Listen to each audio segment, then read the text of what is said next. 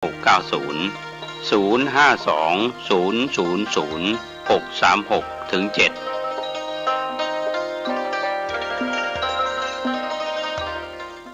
สวัสดีครับท่านผู้ฟังที่เคารพข่าวชาวบ้านผมกาเฉลิมเพชรมิตรบรรณาธิการข่าวก้าวหน้านิวกับการทำหน้าที่สื่อสารมวลชนของพี่น้องสื่อมวลชนทุกแขนงสาขาจากส่วนกลางและส่วนภูมิภาคทั้งข่าวภายในประเทศและข่าวจากต่างประเทศท่านที่อ่านหนังสือพิมพ์ออนไลน์คลิกเข้าไปที่ www.gawnawnew.com ครับวันนี้สถานีวิทยุที่ลิงก์สัญญาณมีสถานีวิทยุพระพุทธศาสนาเพื่อการศึกษาและวัฒนธรรม FM 104.50 เมกะเฮิรตซ์ตั้งอยู่ที่วัดสายหินตำบลสุเทพอำเภอเมืองเชียงใหม่จังหวัดเชียงใหม่ลิงก์สัญญาณเชื่อมโยงไปยังสถานีวิทยุคลื่นพระพุทธศาสนาเพื่อการศึกษาและวัฒนธรรม FM 92.25 เมกะเฮิรตซ์ตั้งอยู่ที่วัดป่าแดงมหาวิหารตำบลสุเทพอำเภอเมืองเชียงใหม่จังหวัดเชียงใหม่ก็เป็นคลื่นกัลยาณมิตรซึ่งกันและกันรวมไปถึงในช่องทางต่างๆไม่ว่าจะเป็นผ่านเว็บไซต์ www.gawnawnew.com ทั้งหนังสือพิมพ์ออนไลน์และวิทยุออนไลน์ทีวีออนไลน์ก็โดยความขอบคุณในพี่น้องสื่อมวลชนที่ได้รายงานข่าวธรรมะก่อนข่าววันนี้ก็เป็นส่วนหนึ่งนะครับในช่วงนี้ใกล้เทศกาลเข้าอยู่จำพรรษาของพระคุณเจ้าที่จะจำพรรษาในพรรษาแรกเรียกว่าปุริมพรรษา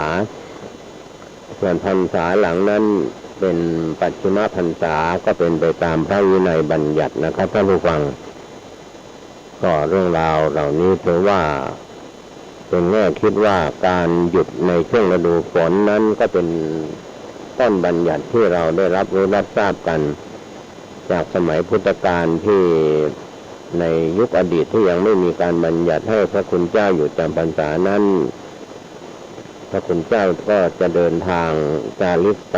ตลอดฤดูฝนไปเหยียบย่ำข้าวกล้าของชาวนาทำให้เกิดความเสียหายนอกจากนั้นก็เป็นส่วนหนึ่งนะครับที่ได้บัญญัติพระวินัยบัญญัติให้อยู่จำพรรษาเพื่อจะได้ปฏิบัติศาสนกิจของพระคุณเจ้าจากยุคอดีตจนถึงปัจจุบันอย่างไรก็ตามวันนี้นะครับท่านผู้ฟังถ้าเราเข้าใจและถือว่าธรรมวินัยขององค์สมเด็จพระสัมมาสัมพุทธเจ้านั้นเป็นตัวแทนของพระพุทธองค์พระพุทธศาสนายาวนานมาถึง 2,565 ปีในปีนี้ก็เหตุผลจากพี่น้องบริษัททั้ง4ภิกษุภิกษุณีอุบาสกอุบาสิกาเราได้ช่วยกันจันรงรักษาพระพุทธศาสนาครับในส่วนของ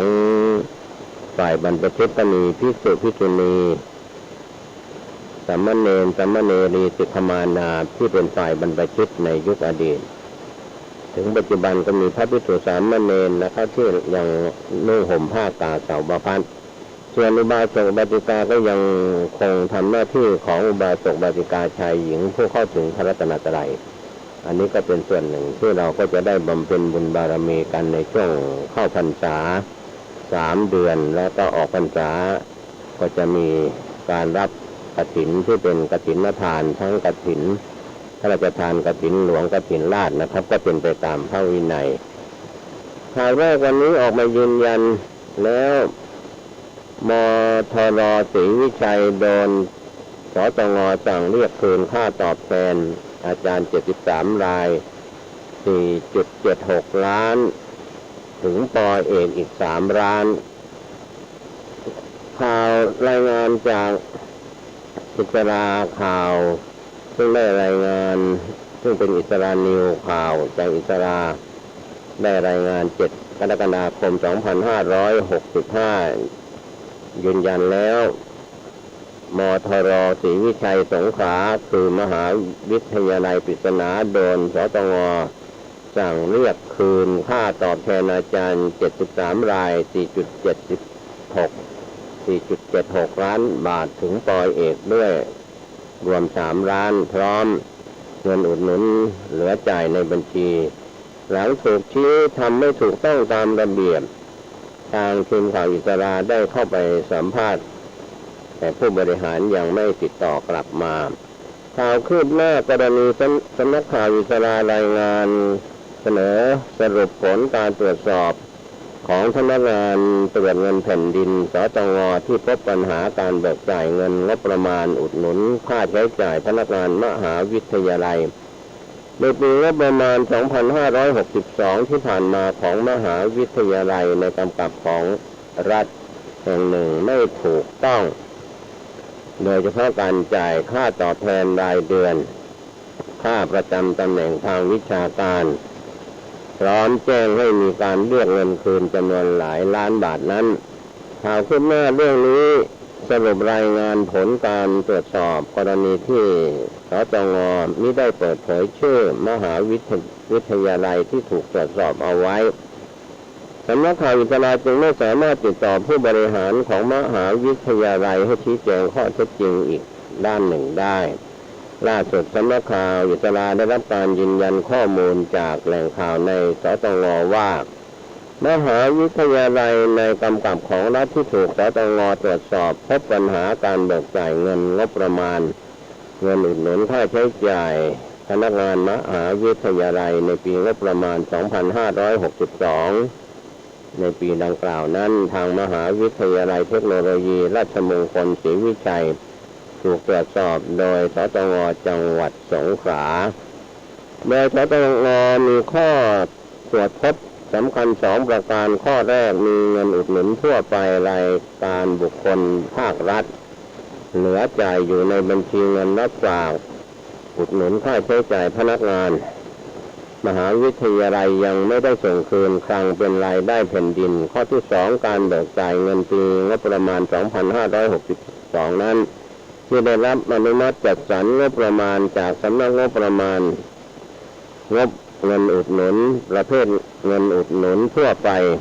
รายการค่าใช้จ่ายบุคลากรไม่ถูกต้องขณะที่การแจ้งผลการตรวจสอบปัญหาการเบิกจ่ายเงินดังกล่าวครั้งแรกทางมหาวิทยาลัยแจ้งความเห็น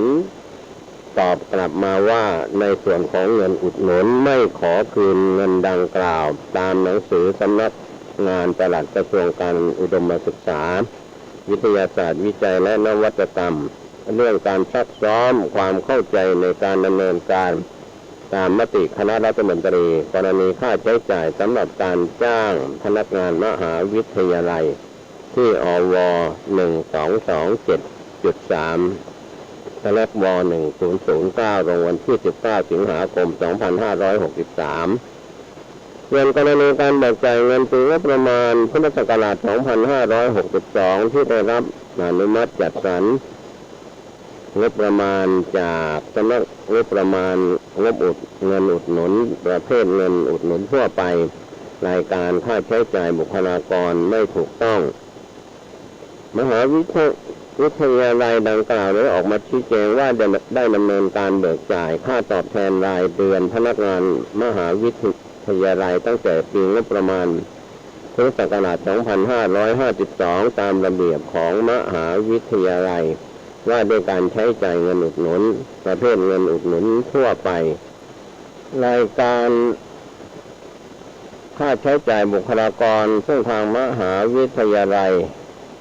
สามารถเบิกจ่ายงบประมาณที่เกี่ยวกับพนักงานมหาวิทยาลัยได้ทุกรายการ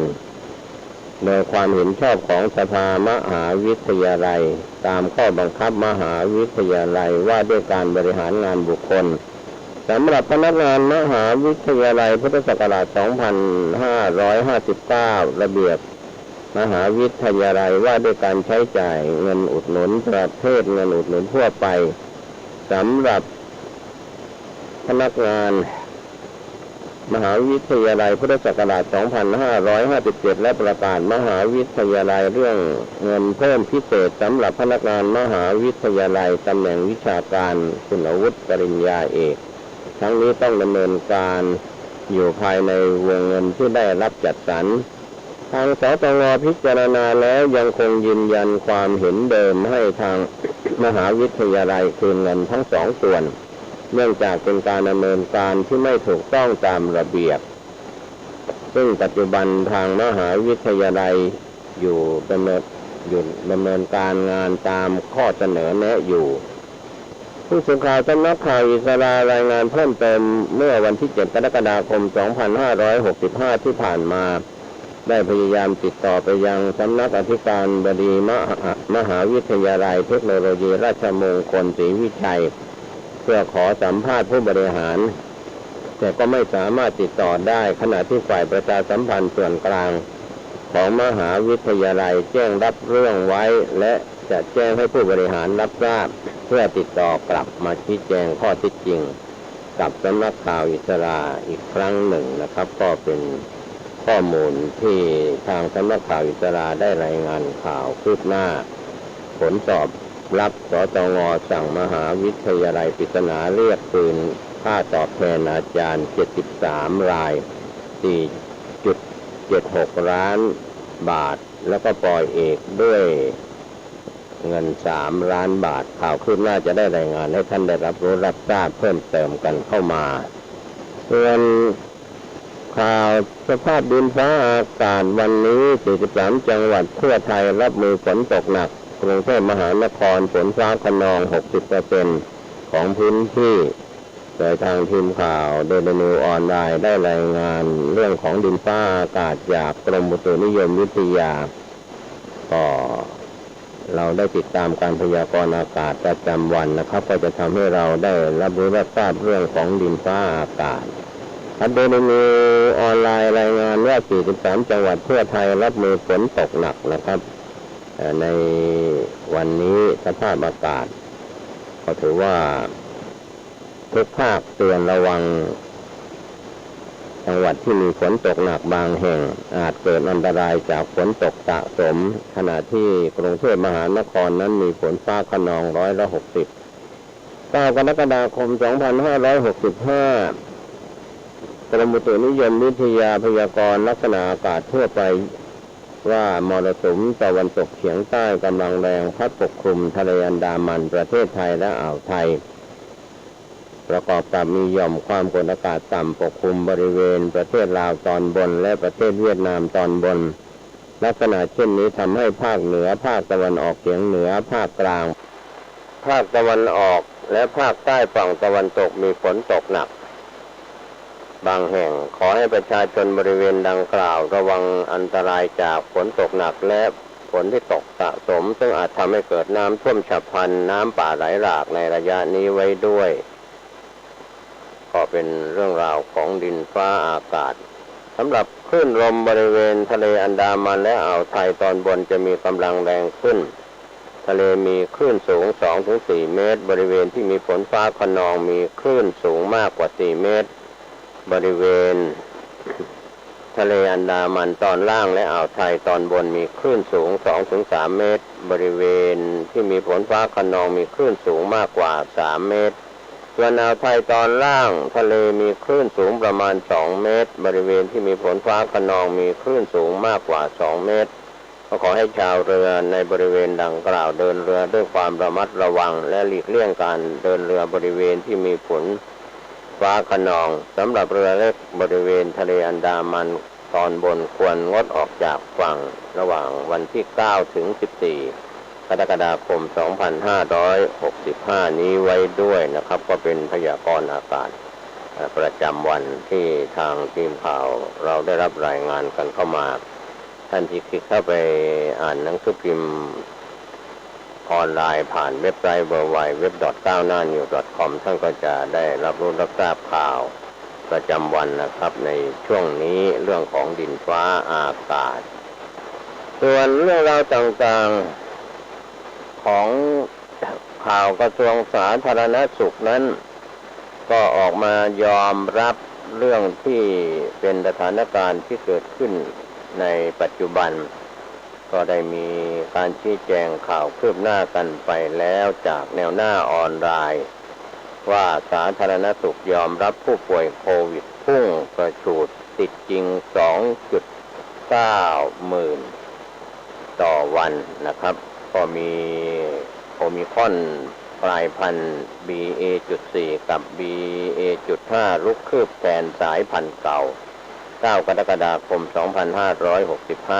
2565 นะครับก็เป็นส่วนที่ทางทีมข่าวเราได้รับรายงานข่าวเรื่องนี้กันเข้ามาว่าสายพันธุ์โอมิครอน BA.4 ถึง BA.5 รุกคืบแทนสายพันธุ์เก่าสบคยังไม่ประกาศโรคประจำถิ่นจับตา23จังหวัดโควิดพุ่งคาดสูงนะครับในส่วนของเรื่องนี้นะครับเรียกว่า23จังหวัดนั้นโควิดพุ่งคาดสูงสุดกันยายนย้ำประชาชนใส่แมสเร่งฉีดเข็มกระตุ้นต่อพรกฉุกเฉินไปอีก2เดือนถึง30กันยายน2565นายกรัฐมนตรีสั่งสาธารณสุขสกัดลามในโรงเรียนคืบหน้าสบคชุดใหญ่ยังไม่เคาะประกาศโควิด-19 โรคประจำถิ่นกรมควบคุมโรคเผยจำนวนผู้ติดเชื้อจริงจะแจกจบมี 27,643 รายหรือเฉลี่ยวันละ 29,000 รายทั่วประเทศแต่ก็ยืนยันเตียงพอรองรับผู้ป่วยทุกระดับระบุภาพรวมติดเชื้อของไทยมี23จังหวัดระบาดขาขึ้นส่วนใหญ่เป็นระลอกเล็กๆขณะที่54จังหวัดลดต่อเนื่องนายกรัฐมนตรีวอนประชาชนร่วมมือเข้มมาตรการสาธารณสุขลดผู้ป่วยสั่งจับตาโอมิครอนกลายพันธุ์ BA.4 แล้วก็ BA.5 ห่วงประชาชนเดินทาง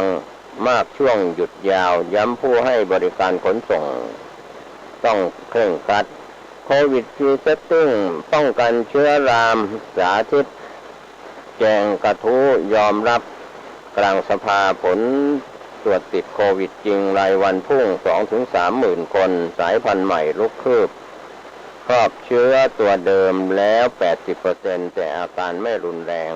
8 กรกฎาคมที่ผ่านมาที่ทำเนียบรัฐบาลนายแพทย์ทวีสินวิษณุโยธิน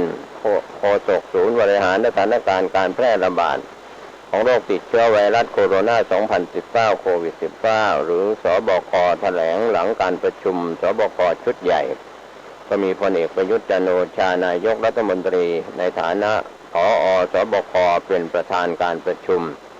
ที่มีวาระสำคัญเข้าสู่การพิจารณาหลายเรื่องก็มีเรื่องติดเชื้อใหม่ 2,144 รายตายเพิ่ม20รายโดยนายแพทย์ทวีสินกล่าวถึงปลัดกระทรวงสาธารณสุขรายงานสถานการณ์ระบาดในประเทศไทยพบผู้ติดเชื้อรายใหม่ 2,144 รายก็เป็นการติดเชื้อในประเทศ 2,144 รายมาจากระบบเฝ้าระวังและระบบบริการ 2,144 รายหายป่วยเพิ่มขึ้น 1,946 รายอยู่ระหว่างการรักษา 25,082 รายอาการหนัก763 รายใส่ท่อช่วยหายใจ327รายเสียชีวิตเพิ่ม20รายเป็นชาย11รายหญิง9รายก็เป็นผู้เสียชีวิตที่มีอายุ60ปีขึ้นไป16รายมียอดผู้ติดเชื้อสะสมยืนยันตั้งแต่ปี 2563 จำนวน 4,545,955 รายมียอดหายป่วยสะสมตั้งแต่ปี 2563 จำนวน 4,485,075 รายยอดผู้เสียชีวิตสะสมตั้งแต่ปี 2563 จำนวน 37,98 รายขณะที่สถานการณ์โลกมียอดผู้ติดเชื้อสะสม 558,649,659 รายเสียชีวิตสะสม 6,369,032 รายอันนี้ก็เป็นระดับโลกนะครับก็ในเรื่องนี้เจอแจกจบป่วย 200,000 เฉลี่ย 2.9 หมื่นรายต่อวันนายแพทย์ทวีสินยังกล่าวเพิ่มเติมในที่ประชุมนายกรัฐมนตรีย้ำถึงกรณีที่มีการเสนอข่าวหรือมีนักวิชาการออกมาให้ข้อมูลในโซเชียลมีเดียว่ามีผู้ติดเชื้อจำนวนมากนั้นอาจมีทั้งข้อมูลที่สอดคล้องและก็ผิดโดยนายอนุทินชาญวีรกุลรองนายกรัฐมนตรีและรัฐมนตรีว่าการกระทรวงสาธารณสุขขอให้ฟังข้อมูลจากสบคเป็นหลักทั้งนี้กรมควบคุมโรคได้แสดงรายงานข้อมูลผู้ป่วยแบบ OPSI กรณีเจอแจกจบเป็นผู้ป่วยนอกที่ไปรับยาแล้วกลับบ้านตั้งแต่เดือนมีนาคมถึง6 กรกฎาคมจำนวน 5,113,782 รายและพบว่าสัปดาห์ที่ 26 มีผู้ป่วยประมาณ 27,643 รายหรือเฉลี่ยวันละ 29,000 รายทั่วประเทศซึ่งเป็นตัวเลขที่ป่วยจริงสาธารณสุขยันเตียงพอรับผู้ป่วยทุกระดับนายกสมาคมกุรเวชแห่งประเทศไทยให้ข้อเสนอแนะว่าตัวเลขที่มีความสำคัญที่ต้องสื่อสารกับประชาชนให้รับทราบแต่การผู้ติดเชื้อไม่หนักและเห็นด้วยกับตัวเลขกระทรวงสาธารณสุขที่รายงานจำนวนผู้รักษาตัวในโรงพยาบาลขณะที่ตัวเลขผู้ป่วยปอดอักเสบมีแนวโน้มเพิ่มขึ้นเล็กน้อยนายอนุทินยืนยันว่ายังมีเตียงรองรับเพียงพอเตียงทุกระดับมีทั้งหมด 13,798 เตียงใช้ไป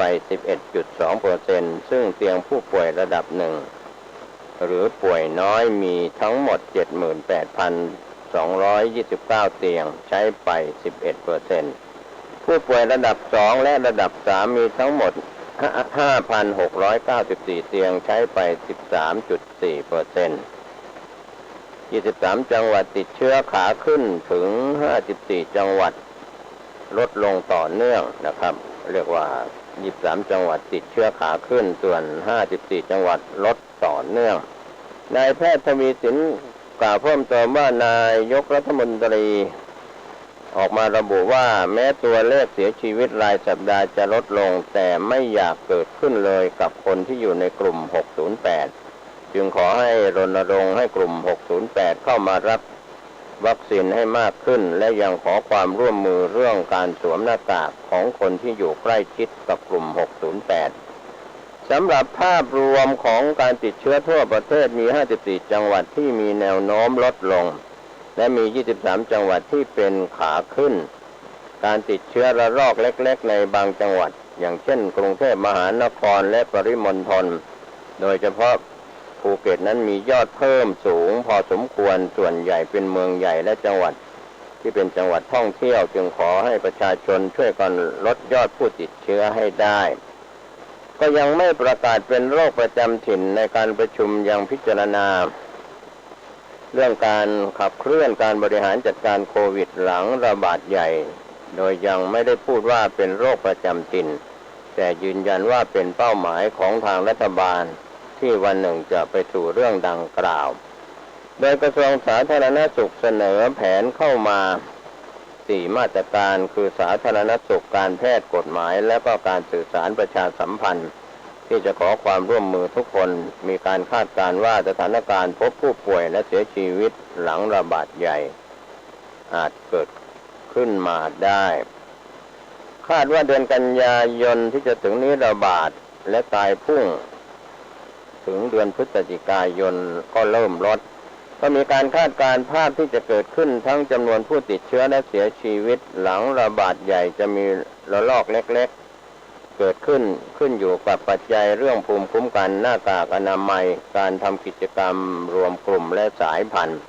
โดยนายกรัฐมนตรีเน้นย้ำว่าเรื่องการสวมหน้ากากภูมิคุ้มกันการรวมกลุ่มแม้จะผ่อนคลายมาตรการ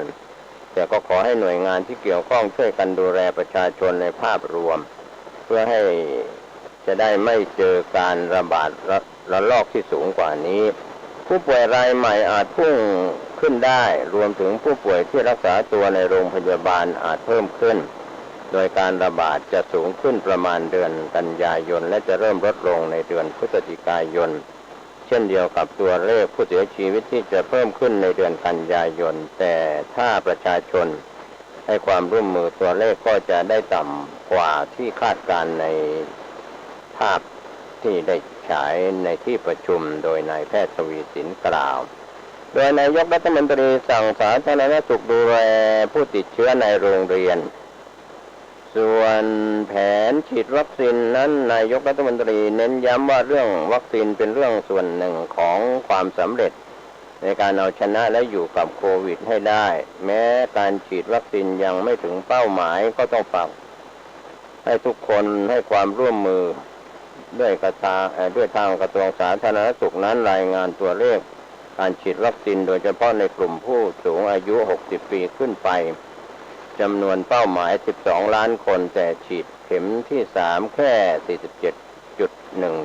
47.1%เด็กอายุระหว่าง12ถึง17ปีเป้าหมาย4ล้านคนก็ฉีดเข็มที่3เพียง20.5%ขณะที่เด็กอายุ5ถึง11ปีเป้าหมาย5ล้านคนฉีดเข็ม2เพียง40.9%โดยนายกรัฐมนตรียังให้ความสำคัญกับการติดเชื้อในโรงเรียนเพราะต้องการให้กระทรวงสาธารณสุขกรุงเทพมหานครเข้าไปดูแลอย่างใกล้ชิดเร่งจูงใจสูงวัยฉีดกระตุ้นยังน้อยนายกรัฐมนตรียังทราบผลสำรวจของกรมควบคุมโรคเกี่ยวกับเหตุผลทำไมผู้สูงอายุไม่ฉีดวัคซีนพบว่า 34.8% ให้เหตุผลว่าฉีดพอแล้ว 20.5% ให้เหตุผลว่ารอฉีด 19.2% ให้เหตุผลว่ากลัวอันตรายและ 16.7% ให้เหตุผลว่าเพิ่งหายป่วยจากโควิด -19 โดยนายกรัฐมนตรีก็ต้องการให้ช่วยกันปรับชุดความคิดคนที่ไม่อยากฉีดเพื่อรักษาชีวิตคนไทยให้ได้มากที่สุดส่วน4จังหวัดฉีดกระตุ้นเกิน 60% และ10จังหวัดน้อยที่สุดนายแพทย์ทวีสินกล่าวว่าขณะนี้มี4จังหวัดที่ประชากรกลุ่มเป้าหมายฉีดเข็มกระตุ้นมากกว่า60%ก็ได้แก่กรุงเทพมหานครภูเก็ตนนทบุรีสมุทรปราการขณะที่10จังหวัดที่ฉีดน้อยที่สุดก็ได้แก่นราธิวาสปัตตานียะลาสตูลบึงกาฬสกลนครหนองบัวลำพูแม่ฮ่องสอนนครศรีธรรมราชและพัทลุงส่วน4จังหวัดที่มีผลการฉีดวัคซีนเข็มกระตุ้นกลุ่มอายุ60ปีขึ้นไปมากกว่า60%ก็มีภูเก็ตน่านสมุทรปราการกรุงเทพขณะที่10จังหวัดที่ฉีดเข็มกระตุ้นในกลุ่มอายุ60ปีขึ้นไปน้อยที่สุดก็มีนราธิวาสปัตตานีบึงกาฬยะลาสตูลสกลนครหนองบัวลำพูแม่ฮ่องสอนสระแก้วและก็หนองคาย4เข็มป้องกันการติดเชื้อ 76% ถึงตาย 96% ประเทศไทยจัดหาวัคซีนมาแล้ว169.76 ล้านโดสตอนนี้วัคซีนมีเพียงพอขณะเดียวกันกรมควบคุมโรครายงานประสิทธิผลการฉีดวัคซีนผู้ที่ฉีด2เข็มป้องกันติดเชื้อน้อยมากป้องกันป่วยหนักและเสียชีวิตได้ 75% ผู้ที่ฉีด3เข็มป้องกันติดเชื้อได้ 15% ป้องกันป่วยหนักและเสียชีวิตได้ 93%โดยวัคซีนทุกสูตรป้องกันได้ใกล้เคียงกันส่วนผู้ที่ฉีด4เข็มป้องกันติดเชื้อได้ 76% ป้องกันป่วยหนักและเสียชีวิตได้ 96%ที่ผ่านมายังไม่พบผู้เสียชีวิตในกลุ่มที่ฉีดวัคซีน4เข็มขยายพรก.ฉุกเฉิน2เดือนถึง30กันยายน2565โฆษกสบคยังชี้แจงเพิ่มเติมว่าในที่ประชุมสบคพิจารณาขยายระยะเวลาประกาศใช้สถานการณ์ฉุกเฉินทั่วราชอาณาจักรคราวที่19ตามที่สภาความมั่นคงแห่งชาติสมช.รายงานและมีมติให้ขยายออกไป2เดือนตั้งแต่วันที่1สิงหาคมถึง30กันยายน2565โดยนายกรัฐมนตรีในฐานะผอ.สบคเน้นย้ำว่าการขยายเวลาดังกล่าวเพื่อควบคุมป้องกันโรคและก็รักษาชีวิตประชาชนเท่านั้นส่วนเรื่องอื่นไม่ได้เป็นวัตถุประสงค์สำหรับพรก.ฉุกเฉินตามที่ได้ยึดแนวปฏิบัติมาตลอดขอให้ทุกคนรับทราบว่าไม่ได้มีส่วนที่จะไปต้องการจำกัดสิทธิเสรีภาพแต่อย่างใดโดยนายกรัฐมนตรีขอประชาชนร่วมมือลดยอดติดเชื้อนายแพทย์ทวีสินกล่าวว่าในที่ประชุมนายกรัฐมนตรีต้องการให้ประชาชนร่วมมือกันโดยการสวมหน้ากากอนามัยการมีคัตเตอร์ขอความร่วมมือหน่วยงานในพื้นที่ที่เกี่ยวข้องลงไปดูอย่างรวดเร็วไปตรวจสอบด้วยว่ามีผู้ติดเชื้อจากการเดินทางกลับจากต่างประเทศหรือเข้ามาในประเทศไทยที่เป็นคนต่างชาติอยู่เท่าไหร่จะเห็นถึงความรุนแรงและต้องติดตาม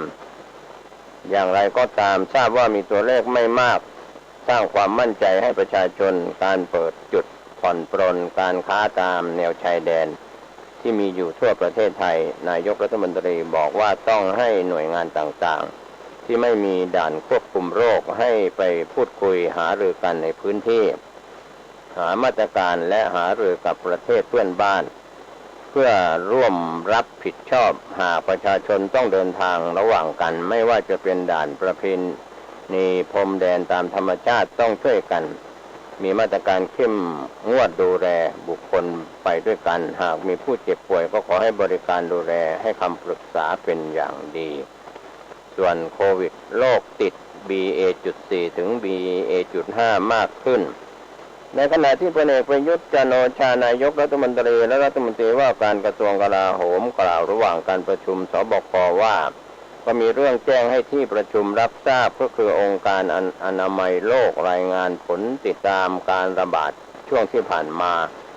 ระบุว่าจำนวนผู้ติดเชื้อรายใหม่มีแนวโน้มเพิ่มสูงขึ้นทั่วโลก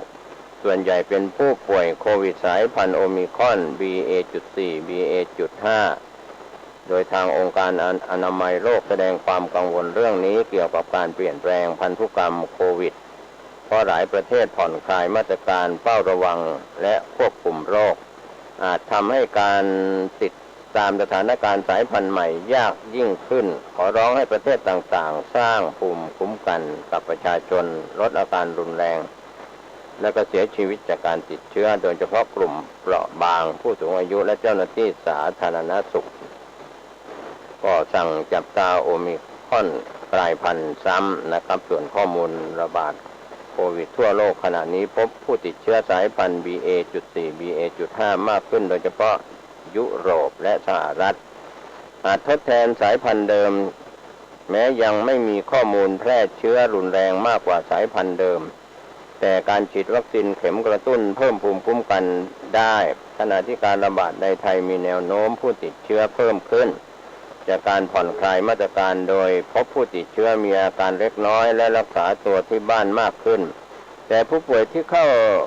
รักษาพยาบาลเพิ่มไม่มากนักขอให้กระทรวงสาธารณสุขและหน่วยงานที่เกี่ยวข้องติดตามผู้ป่วยที่อาการรุนแรงรวมทั้งสุ่มตรวจติดตาม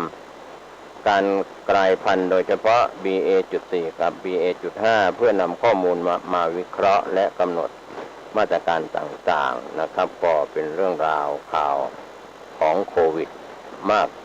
ในวันนี้ก็รายงานข่าวสถานการณ์ของโควิดสำหรับประเทศไทยบ้านเรานะครับก็เป็นส่วนหนึ่งของข่าวสารที่เกิดขึ้นในรอบวันนี้ข่าวชาวบ้านหมดเวลาลงผมเกษตรเพชรสำริดบรรณาธิการข่าวก้าวหน้านิวก็ขอบคุณพี่น้องสื่อมวลชนทุกแขนงสาขาจากส่วนกลางและก็ส่วนภูมิภาคทั้งข่าวภายในประเทศและข่าวจากต่างประเทศท่านใช้วิจารณญาณในการรับข้อมูลข่าวสารขอทุกคนทุกท่านได้ปฏิบัติภารกิจสุขกายสุขใจในการเดินทางขึ้นเหนือร่องใต้ติดตามการพยากรณ์อากาศจากกรมอุตุนิยมวิทยาศูนย์อุตุนิยมวิทยาท่านขับรถด้วยความระมัดระวังฝนตกถนนลื่นไม่ประมาทโชคดีสวัสดีครับในเวลาเดียวกันนี้และก็ทางสถานีวิทยุแห่งนี้ญาติโยมท่านผู้ฟังเอามาพบมาปะกันทีไรเอาก็จะได้ร่วมจิตร่วมใจไว้พระสวดมนต์เอาพระพุทธพระธรรมพระสงฆ์เป็นสรณะที่พึ่งวันนี้ก็เช่นเดียวกันขอญาติขอโยมตั้งใจไหว้พระสวดมนต์โดยย่อว่าพร้อมกันไปกับทุกเจ้าณบัดนี้อะระหังสัมมาสัมพุทโธภะคะวาพุทธังภะคะวันตังอภิวาเทมิกราบพระพุทธสวากขาโตภะคะวะตาธัมโมธัมมัง สามิกราบพระธรรมสุปฏิปันโนภะคะวะโตสาวกสังโฆสังฆังนะมามิกราบพระสงฆ์ต่อไปกล่าวคำนมัสการว่าพร้อมๆกันไปเนื้อนะโมตัสสะภะคะวะโตอะระหะโตสัมมาสัมพุทธัสสะนะโมตัสสะภะคะวะโตอะระหะโตสัมมาสัมพุทธัสสะนะโมตัสสะภะคะวะโตอะระหะโตสัมมาสัมพุทธัสสะพุทธังสารนังคัจฉามิธัมมังสารนังคัจฉามิสังฆังสารนังคัจฉามิทุติยัมปิพุทธังสารนังคัจฉามิทุติยัมปิธัมมังสารนังคัจฉามิทุติยัมปิสังฆังสารนังคัจฉามิตติยัมปิพุทธังสารนังคัจฉามิตติยัมปิธัมมังสารนังคัจฉามิตติยัมปิสังฆังสารนังคัจฉามิกรมอุตุประกาศว่าตั้งแต่เมื่อตะวันวามาจนถึงปัจจุบันนี้แถวบริเวณวัดหนองตองและใกล้เคียงไม่มีฝนตกแม้แต่หยดเดียวไม่มีเสียงฟ้าร้องไม่มีพายุที่แรงมีแต่อากาศอบอ้าวร้อนอยู่ที่ไหนก็ร้อนอยู่ในห้องก็ร้อนต้องเปิดพัดลมไปอยู่ใต้ต้นไม้ก็พอยังชั่วหน่อยหนึ่งต่อออกไม่ออกญาติโยมทั้งหลายความร้อนภายนอกพอที่จะหลีกได้ร้อนแก่ๆเข้าห้องน้ำอาบน้ำส่งน้ำเนี่ยชื่นอกชื่นใจคนในสมัยก่อนเมื่อก็สอนไว้ในธรรมอานิสงส์ปีใหม่เนาะเมื่อเจ้าลาสี่คนอยู่ที่ใบหน้าตื่นเช้ามาก็ล้างหน้าล้างตามดใบ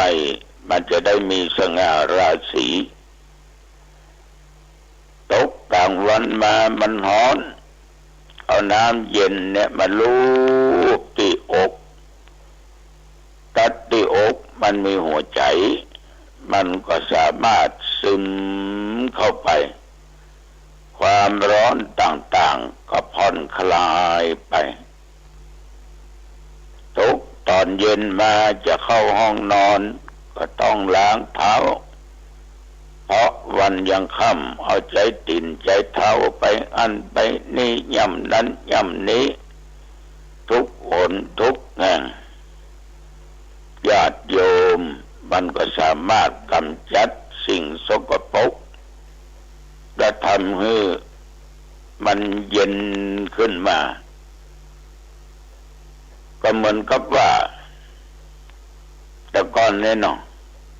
ถ้าพริกต่ำน้ำพริกปกเสด็จเข้าตาเบื้องซ้าย เอาน้ำหดติ่นเบื้องขวามันฮ้อนวิวีดเนาะมันก็จะเบาบางลงไปถ้าว่าน้ำพริกเข้าตาเบื้องขวาก็เอาน้ำหดติ่นเบื้องซ้ายญาติโยมสลับกันซ้ายขวาฉะนั้นความร้อนภายนอกก็กำจัดได้แต่ภายในนี่ลุกจะโลจะโลใจร้อนเมื่อใจร้อนอย่างเงี้ยจะทำอย่างใดหมดจะทำบาปจะทำอย่างใดหมดพอคนขี้โคตรนะครับคนนี้โคตรมันดีอย่างเดียวนะใจมันร้อนเนี่ยนะตำน้ำพริกอ่ะกระปุกปักกระปุกปักกระปุกปักมันต้องซ้ำเด่นดักเสียงโคกดังขนาดละก็ได้เรียบร้อยละเนี่ยอย่างบรรทุกใจผิดพลาดไปมีดโคกมีดสับเหียดีนะสับสิ่งของนั้นก็ยังพอดีสับเนี่ยบางคนเกิดอารมณ์เพิ่งพอใจฟันหัวหมาแทงหมาบุบแมวเนี่ยบางคนนี่แทงหัวพ่อฟันหัวแม่ทำร้ายร่างกายคนอื่นถึงกับเสียชีวิตไปเพราะอารมณ์ร้อนชั่ววูบเดียวบนเรื่องมันเกิดขึ้น3-4 วันเนี่ยนะแต่ที่ไหนต้องบอกเลิกอยู่ด้วยกันทำงานที่เดียวกันกินด้วยกันเกิดความขัดแย้งอะไรอย่างกันก็บอกความร้อนไฟแห่งกิเลสไฟแห่งความโกรธโทสะมันร้ายกาจความโกรธมันฝังมันร้อนอยู่ตลอดไม่ตั้ง2-3 แผลตายคาที่เพราะคนอารมณ์ร้อนขาดการยั้งคิดขาดสติเพื่อทำไปแล้วบอกว่าโอ้กินแดงได้ทำไปได้จะได้เนี่ยญาติโยมความร้อนอกตกใจความได้เรียกว่าขาดสติเนี่ยอย่างทำอย่างลงไปเพื่อหูชิงน้ำปิงพอแห้งละเป็นโทษเป็นตาละเพราะนั้นใจเย็นๆนะใจเย็นๆเมื่อสมัยก่อนนี้นั่งรถโดยสารจากหนองตองไปเชียงใหม่เข้ากาดหลวงไปเอารถมาจอดกันประตูเชียงใหม่หรอกรถทางสายใต้จอดประตูเชียงใหม่ว่าทั้งสันปะตองจอมตองเสียงฮอดเสียงเฮิดพวกนะหนองตองก็มาจอดนะออกกาดหลวงมาโตหมู่ขับรถก็ตายรถหัวลุกคุยกันแหละลุบลับคนขับไอ้หัวท้ายรถนะแล้วมันแปลกแปลกใหญ่คนถูกเตะไป2-3 กันใจเย็นกับพี่ใจเย็นกับพี่อู้กันได้ลูกพี่ใจเย็นครับใจเย็นโดนแตะก็ใจเย็นในที่สุดคนที่เตะน่ะมีสติขึ้นมาญาติโยมเลยบัดเตะสักคำคนนั้นก็บอกว่าผมไม่ได้ลูกคนโดยสารครับไม่ได้ลูกครับอันนั้นเป็นญาติเดียวกันครับวันนัดเปิ้นมาเกิดที่ข้างทางครับคนนั้นใจมันเย็นและใจมันมอนขอโทษขอโพยกันคนถูกเตะก็มาโทษอภัยโดยเมตตาธรรมใจมันเย็นคนนั้นก็ขอโทษขอโพยเพราะใจร้อนมันดับได้ด้วยสติและปัญญาได้เย็นลงมาก็มาเกิดเรื่องเกิดราวอย่างขึ้นถ้าคราวนั้นเอามีดเอาอย่างมาฟันมาแทงกันเอาค้อนมาบุกกันนะคนนั้นก็อาจจะเจ็บหนักหรือกับเสียชีวิตไปก็ได้ผัวเมียอยู่ด้วยกันบนหอบนเรือน บ้านจองหอเฮือนร่วมกันถ้าใจเย็นเนี่ยอย่างมันต้องบอกเกิดเรื่องอย่างเกิดขึ้นเพิ่นต้องบอกว่าผัวเป็นไฟเมียเป็นน้ำนะถ้าเมียเป็นไฟผัวก็เป็นน้ำฝ่ายใดฝ่ายหนึ่งมันต้องเย็นแล้วก็ต้องพยายามหลีกเลี่ยงหนีไปให้มันห่างไกลเดี๋ยวไฟจะลามมาไหม้มันเย็นเหมือนกันก็มานั่งอู้ดั่งจากันด้วยเหตุด้วยผลมีหลายกู้หรอกเนาะมาเตื้อเปล่าไฟทั้งนอกสุ่มอยู่ในจิตในใจครับเขาบ้านมาด่าแมวด่าหมาด่าลูกด่าเมียอยู่บ้านแม่หญิงบางคนก็ด่าผัวเนี่ยเอาเข้าหวดบรรลุปุยกันเพราะใจฮ้อนขาดสติขันตกบินกันหลายกู้หรอกนั่งกินข้าวด้วยกันเอาความหลังมาอู้กันเดียวก็คุยมาอู้คุยมาอู้โตเถียงกันแย่งกันไปแย่งกันมาอารมณ์ร้อนประหลาดประเลดลูกตีนเตะขันโตกติววันไปลูกก็ไม่ได้กินเมียก็ไม่ได้กินมันก็ไม่ได้กินแกงเหี้ยเบื่อคำนั้นใหญ่ๆญาติโยม ต้องอดได้ล้างถ้วยล้างจานได้เช็ดบ้านถูบ้านอารมณ์ร้อนนี่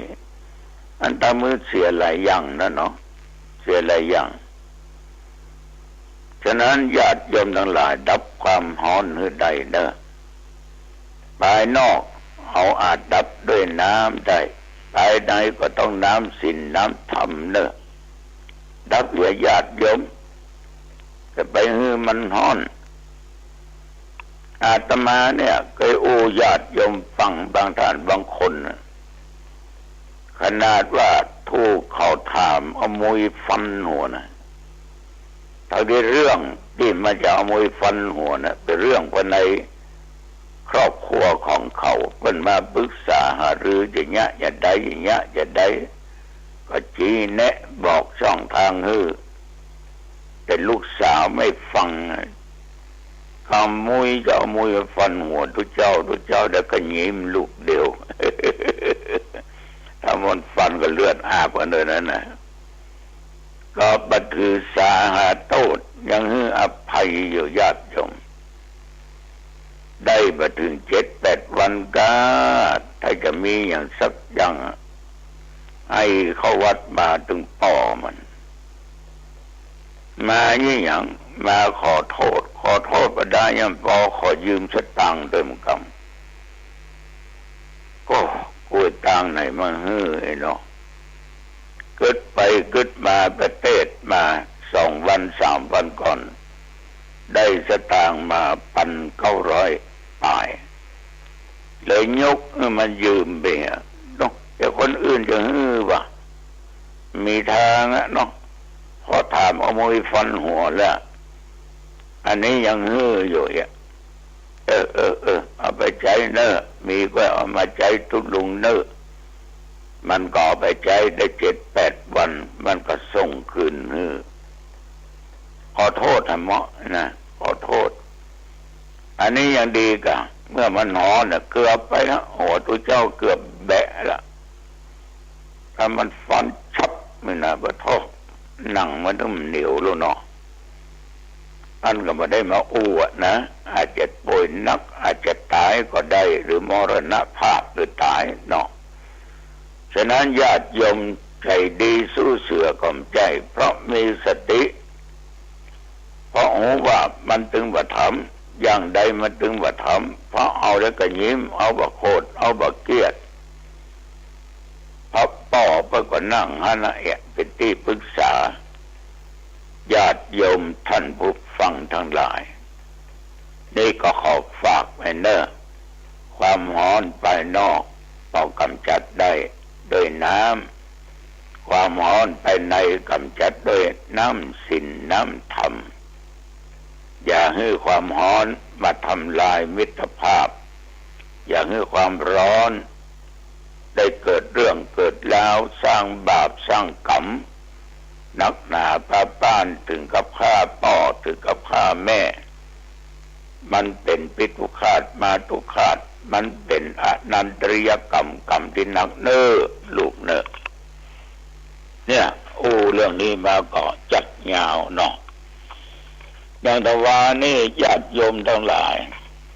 ก็ได้มีญาติมีโยมพากันเอาเตียนไปตาเนื้อตุลุงลงโตทีนี้เขียมเฮ้ย หลายวัดหลายวาอย่างฟังนะมาได้เตียนกันนี่แต่ว่านี่ก็ยังแค้นน้อยลงแม่อัมภัยโยธาราชกับลูกกับเต้าเนี่ยนะบ้านสังขยอมสันทรายบ่โลก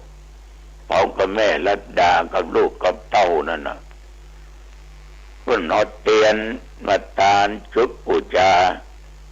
คุณพระพุทธพระธรรมพระสงฆ์ในเทศกาลเข้าพรรษาถวายพระอาบน้ำฝนตุยช่วยดุจลุงนะในการแต่งศาลาที่ศึกษาธรรมปฏิบัติธรรมตัวต้องขออนุโมทนาเน้อต่อแม่อัมภัยโยธาราชและแม่รัตดาต่างก็พร้อมกับลูกกับเต้านะบ้านสันขยอมอำเภอสันทรายจังหวัดเชียงใหม่เป็นหลายปีแล้วปะกันเนาะโควิดเนี่ยนะแต่ทำให้เดือดร้อนก็มีตุ๊เจ้าป่านักเรียนมาเรียนสังฆราชก็มาถวายเล่มลงถวายนะไม่ได้นี่ได้2 เล่มละแล้วก็ทางบ้านสันปัดตองในก็เอามาถวายเล่มน้อยๆเนี่ยนะก็มันต้องใหญ่อะนะก็ยาวจุดปูชากลางพรรษาเนี่ยอันเนี้ยก็ได้มาก็เพราะธรรมะนั่นเนาะธรรมโอสถนี่นะที่ได้ประกาศออกทางสถานีวิทยุต่างๆประเทศอันเด็ดนี่เผยแผ่ธรรมะอานิสงส์แรงแตะ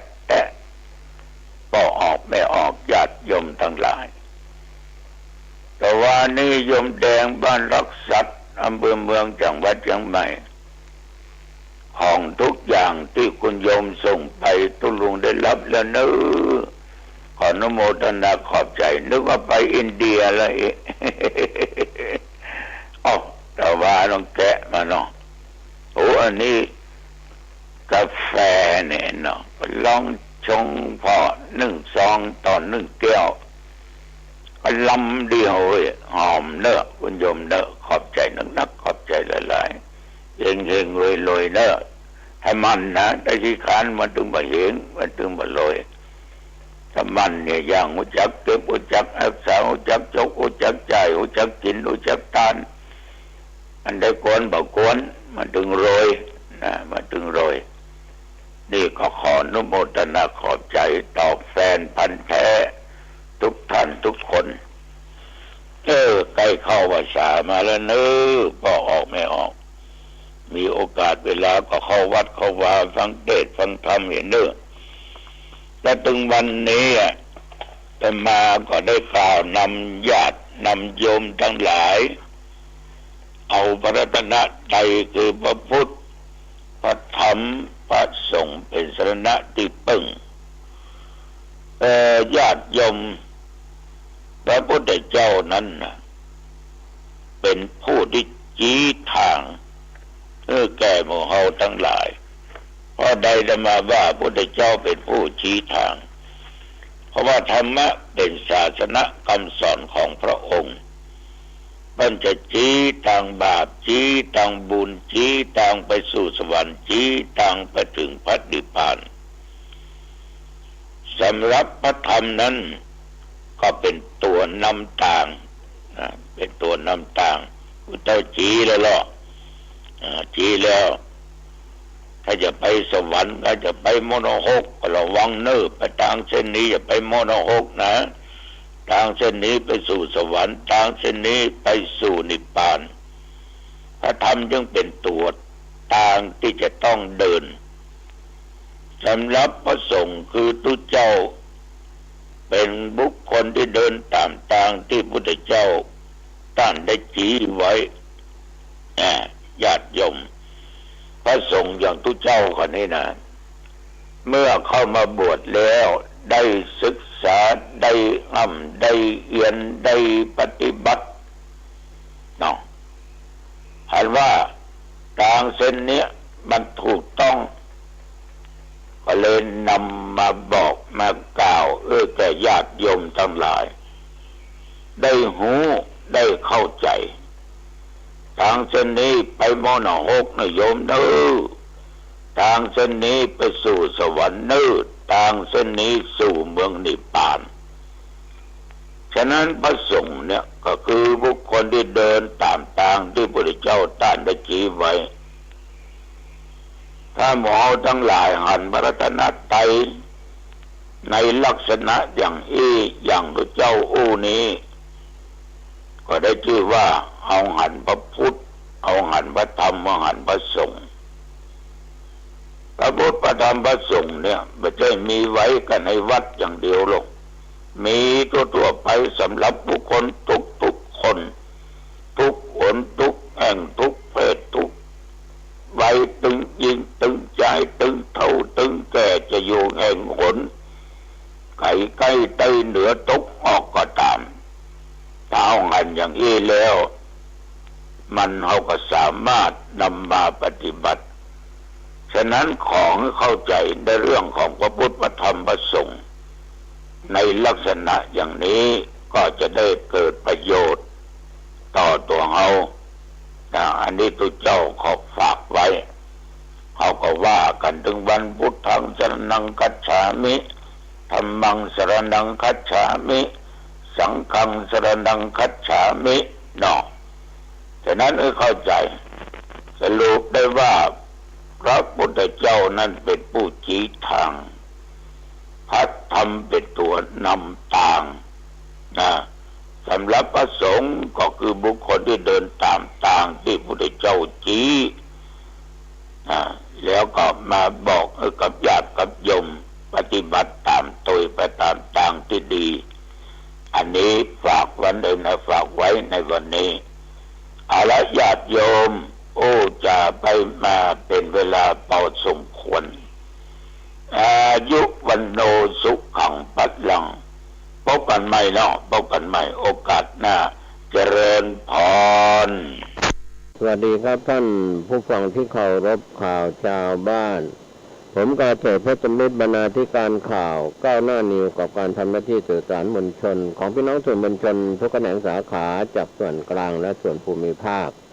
ทั้งข่าวภายในประเทศและข่าวจากต่างประเทศท่านที่อ่านหนังสือพิมพ์ออนไลน์คลิกเข้าไปที่ www.9hnanew.com ครับวันนี้สถานีวิทยุที่ลิงก์สัญญาณมีสถานีวิทยุพระพุทธศาสนาเพื่อการศึกษาและวัฒนธรรม FM 104.50 เมกะเฮิรตซ์ตั้งอยู่ที่วัดสายหินตำบลสุเทพอำเภอเมืองเชียงใหม่จังหวัดเชียงใหม่ลิงก์สัญญาณเชื่อมโยงไปยังสถานีวิทยุคลื่นพระพุทธศาสนาเพื่อการศึกษาและวัฒนธรรม FM 92.25 เมกะเฮิรตซ์ตั้งอยู่ที่วัดป่าแดงมหาวิหารตำบลสุเทพอำเภอเมืองเชียงใหม่จังหวัดเชียงใหม่ก็เป็นคลื่นกัลยาณมิตรซึ่งกันและกันรวมไปถึงในช่องทางต่างๆไม่ว่าจะเป็นผ่านเว็บไซต์ www.9hnanew.com ทั้งหนังสือพิมพ์ออนไลน์และวิทยุออนไลน์ทีวีออนไลน์ก็โดยความขอบคุณในพี่น้องสื่อมวลชนที่ได้รายงานข่าวธรรมะก่อนข่าววันนี้ก็เป็นส่วนหนึ่งนะครับในช่วงนี้ใกล้เทศกาลเข้าอยู่จำพรรษาของพระคุณเจ้าที่จะจำพรรษาในพรรษาแรกเรียกว่าปุริมพรรษาส่วนพรรษาหลังนั้นเป็นปัจฉิมพรรษาก็เป็นไปตามพระวินัยบัญญัตินะครับท่านผู้ฟังก็เรื่องราวเหล่านี้ถือว่าเป็นแง่คิดว่าการหยุดในช่วงฤดูฝนนั้นก็เป็น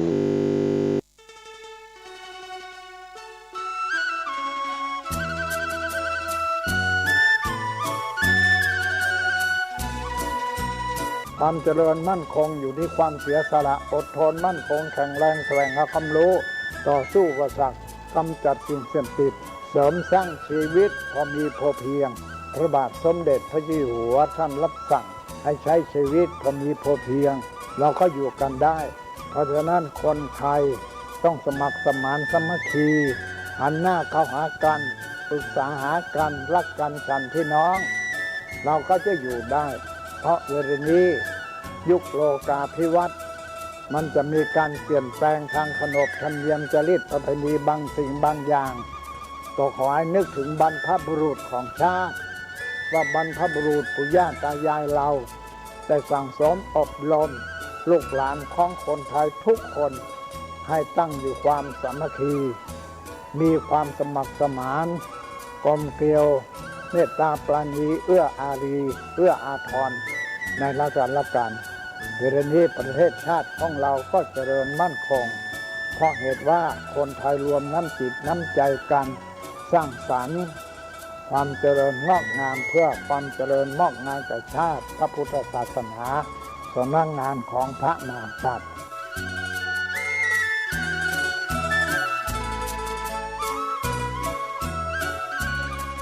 ธรรมะข้อคิดจากพระเดชพระคุณท่านเจ้าคุณพระเทพวิสุทธิคุณด้วยความปรารถนาดีจากสถานีวิทยุพระพุทธศาสนาคลื่นธรรมะเพื่อประชาชน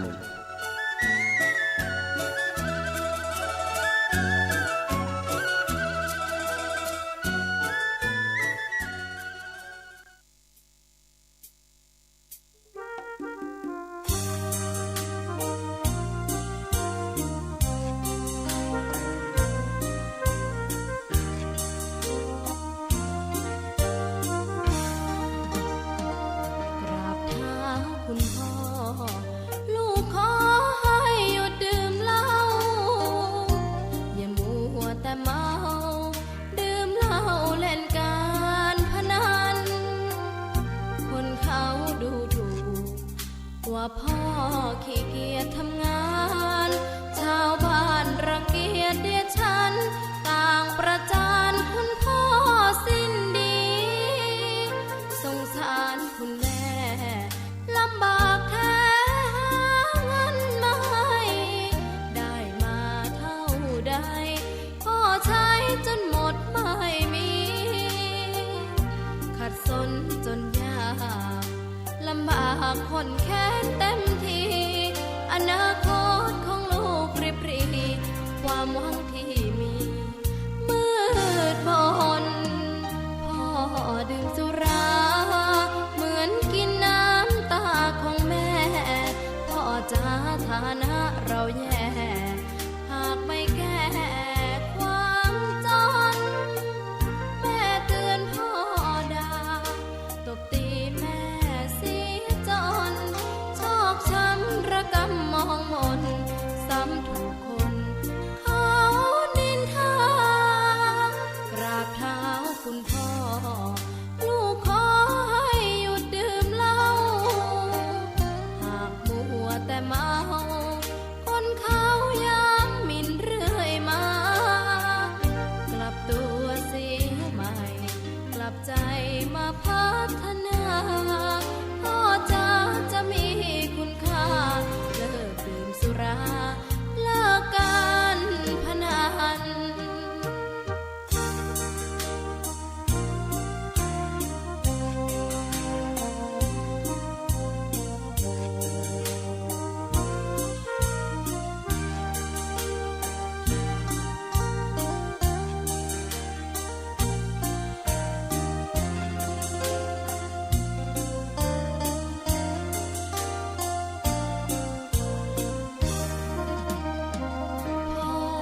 ดื่มสุรา